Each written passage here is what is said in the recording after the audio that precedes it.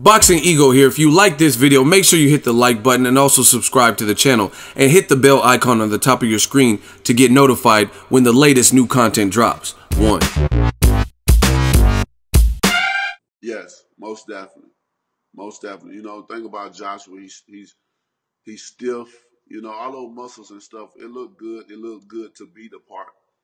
You know, to look the part, I meant, but as far as being the part, it's a different thing. You know, Ortiz put his combinations together very well. He's a slick southpaw. As that, he's very crafty. He knows what he's doing. With Joshua, he don't have that much experience like Ortiz. You know, it's day and night when it comes to skills and what he can do in the in and out of the ring. Why you think those guys duck Ortiz? No more milking the fans of their money. You know, it's time. It's time to see who's the best. It's time to see who's the heavyweight, who's the baddest man on the planet. I know I am. Are you guys ready for this test?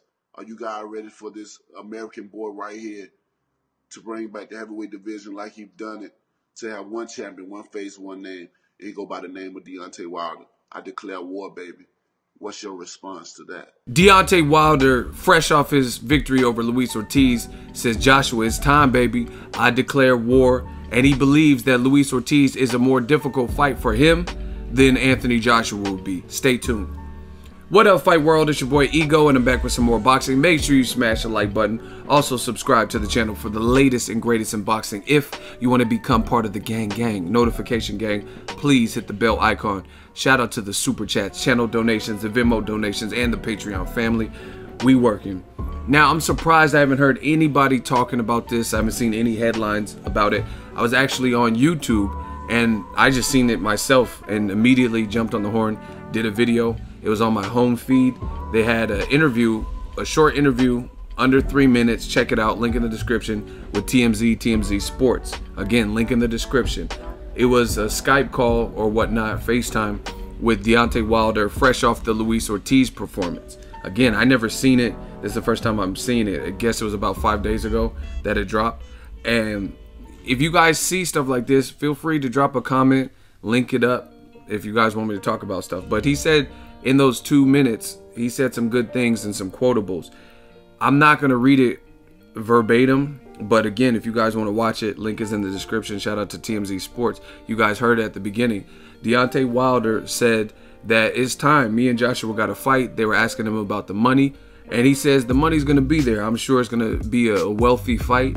I'm not really worried about the money. The fight has to happen first. He said the money's going to always be there, which I agree with. I think a lot of, obviously that wasn't a fighter initiating the money question, but you hear a lot of fighters nowadays talk about the money and, oh, marinate and let the fight build. Money is money, you know what I'm saying? And if you've had money, then it's not that big of a deal. And you know, if you make the right moves career-wise, whatever your career is, whether you're a plumber, whether you do home interior design or something, or if you're a fighter, the money, if you're doing what you're supposed to be doing for your brand, for your business, for your company, money is money, and the money will be there. So I agree with Deontay Wilder. He says, I'm not really worried about the money. It's going to be nice when it comes, but we had to fight.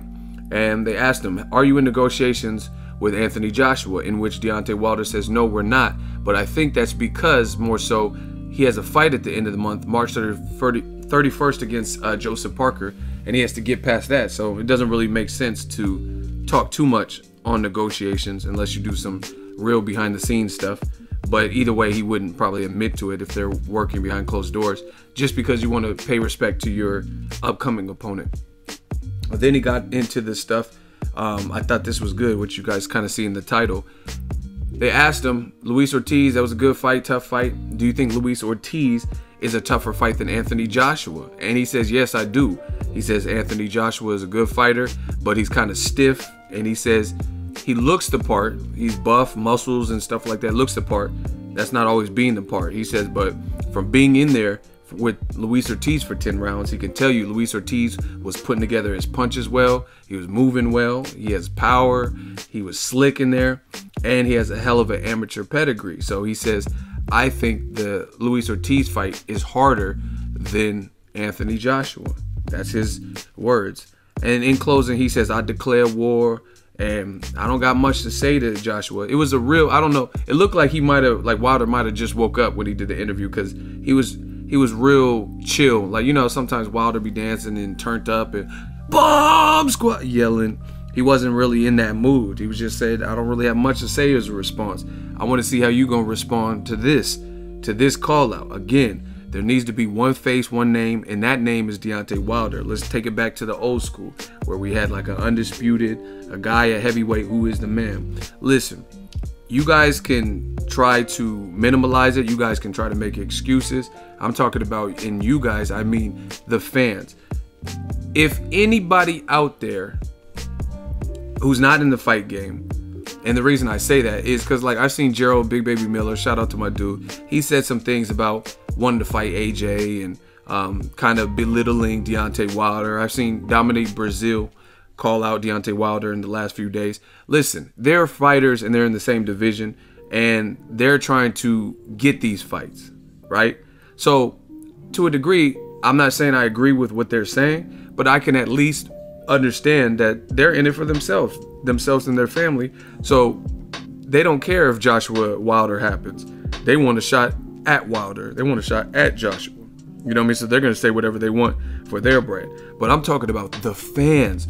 If there's any fans, people who claim that they're boxing fans, people who buy t-shirts and tickets and hang posters and make and name their YouTube channels after famous fighters and use famous fighters for their profile picture, those fans, then how could you not want to see this fight? It's the best time. Wilder coming off a signature win like Luis Ortiz.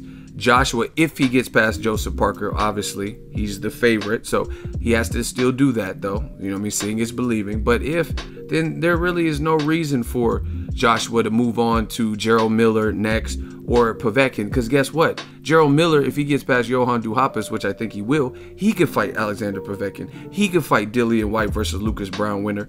And by the time Wilder and Joshua fight, then he's earned a shot. You know what I'm saying? If he gets past Johan Duhaupas and then fights Dillian White, Lucas Brown winner, or the David Price, Alexander Povetkin winner, then you can say, like, damn, okay, Gerald Miller, he's been climbing up the ladder. Now he gets a title shot. But what needs to happen, in my opinion, next, Wilder Joshua, bar none, without any question.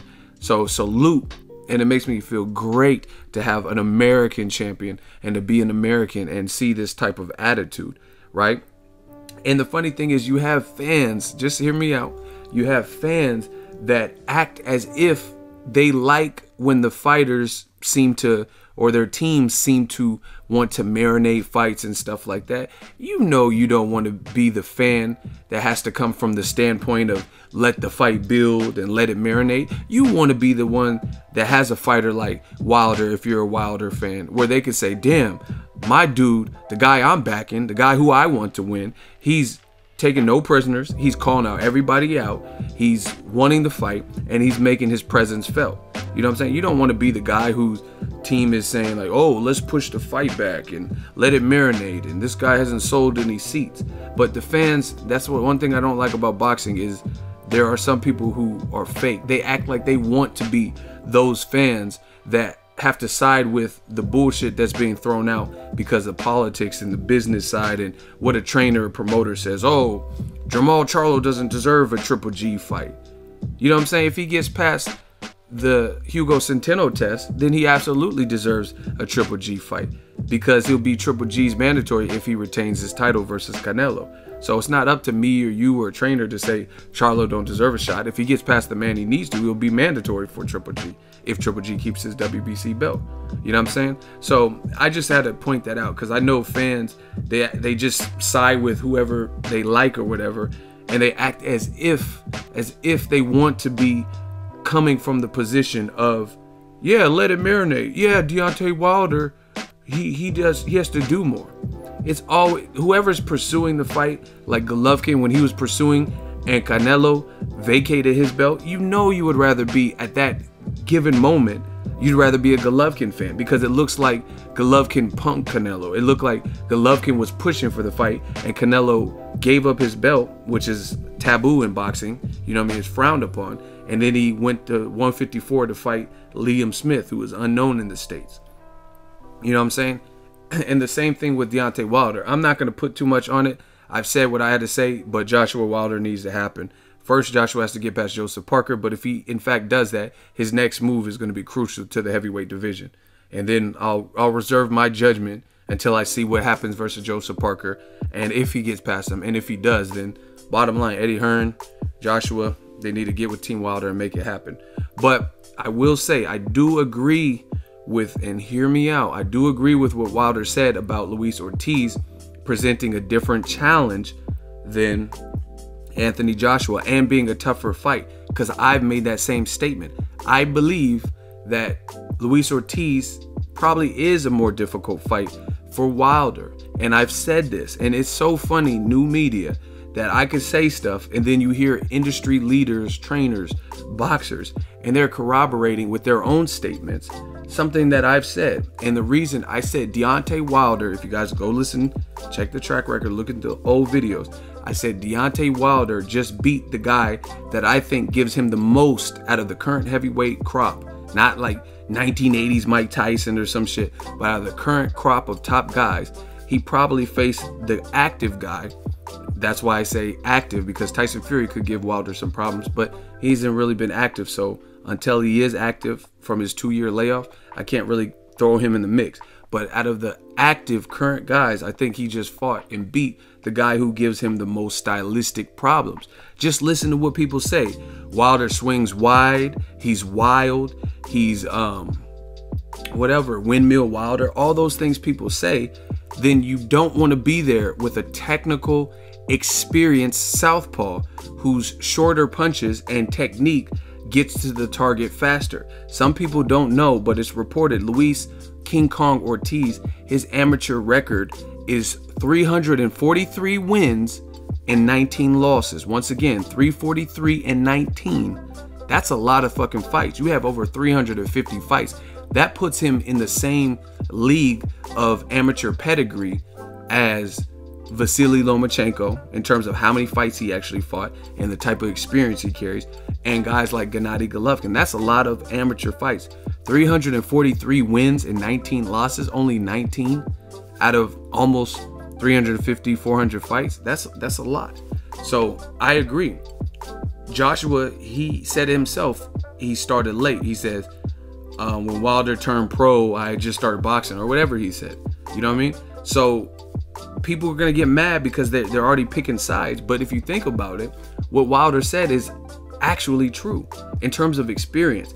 Not necessarily pro level experience, because you could say, oh, Joshua fought some better names. But we know why he got the Klitschko fight. Do you think Klitschko wanted to fight Luis Ortiz? Probably not. I'm not saying he's scared or he ducked him, but at the end of the day, guys didn't want to fight Luis Ortiz because he presents danger and a puzzle.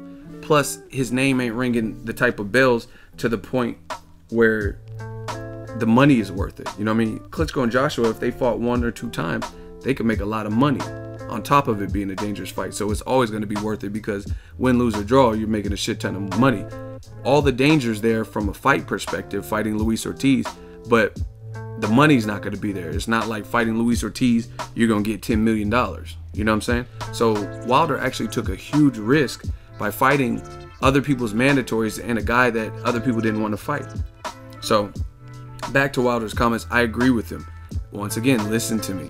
I'm not saying Anthony Joshua has no chance against Wilder, and I'm not saying it is an easy fight. I personally believe that Luis Ortiz is stylistically a tougher fight. That's what I'm saying. Again, I'm not saying Joshua would be easy work for Wilder, but a tougher fight. You got to look at it. It's a southpaw versus Joshua orthodox. Who has a better chin? Would people say Luis Ortiz has a better chin or Anthony Joshua? You know what I mean? So there's some differences. They both are technical. They both have technique. But even small ingredients at this elite level, like one guy being orthodox and one guy being southpaw, could create that mishap, could create that opening, because the punches straight left don't look like it's coming because he's a southpaw and you're not expecting. You know what I'm saying? It's just differences. So, I mean, either way, I celebrate the attitude. I want to see Joshua's next performance against Joseph Parker. If he gets past him, this absolutely needs to happen next Joshua Wilder. I think there will be pressure to have that fight made. Let me know if you agree with Deontay Wilder. Is Luis Ortiz a tougher fight than Anthony Joshua. Again, not saying Joshua's an easy fight or a fight that Wilder can't lose, but stylistically, me personally, I do think Luis Ortiz is a tougher fight just because he fights out of the southpaw stance, and he's also technical. Some probably would argue that his speed overall is better. His stamina, I mean, we haven't seen up until maybe this fight with Wilder, we haven't really seen too many fights where Luis Ortiz stamina looks spotty, you know what I mean, like we've seen with Joshua. So just styles make fights, two different fights, but nonetheless, it's a good fight, Joshua Wilder, right? I'm just glad that Wilder's staying on it, sticking by what he believes in. I mean, and there's ways you could slice it. Some people would say, oh, but what about Klitschko? You know what I mean? Klitschko was 41, and who's the better name? But Klitschko was 41. Luis Ortiz is listed at 38. They're both difficult fights, but Klitschko, to me, he was coming off a 2-year layoff almost, and he was coming off of an embarrassing loss to Tyson Fury. Luis Ortiz, you got to look at the buildup. He was undefeated. He had just got a fight where he got to knock the cobwebs off in December, got a knockout. And see, this is the thing. Just as my perspective, let me know if it doesn't make sense to you in the comment section. But Anthony Joshua is technical. He has an Olympic gold medalist. He's an Olympic gold medalist, just like Klitschko was an Olympic gold medalist. But the thing is, Klitschko, he kept putting obsessed, and he's 41. He was coming off of a long layoff and a loss against this young, strapping guy that looks the part and is an Olympic gold medalist who had all knockouts. So from a technical perspective, I don't really think Klitschko went in there and playing around. You know what I'm saying? I'm not saying he was scared of Joshua, but he knew he had to be on his A game. Luis Ortiz, I know, had supreme confidence because there's so many doubters that doubt Wilder because, oh, he's sloppy, he's windmill Wilder. And this guy has a record of 343-19 as an amateur. You know what I mean? I'm for sure he was confident because, again, there's a lot of misconceptions about Wilder and how sloppy he is, and he lacks technique and this and that. So I know Ortiz went in that fight super focused because Wilder is the type of person where, you know what I mean, until you get in there and feel the power, maybe you don't see that, damn, he has a crispy jab, or even though he doesn't have the same amateur experience, he only has a bronze medal, he's dangerous. Joshua, you know, is dangerous. So you know what I mean? And like I said, Klitschko was coming off of a loss. This is cracking, man. I want to see this. Let me know what you guys think. Will Joshua first get past Joseph Parker? If he does, should he fight Wilder next? Let's bring boxing back, man. Let's get it back to where it should be. Link in the description. Check out the video.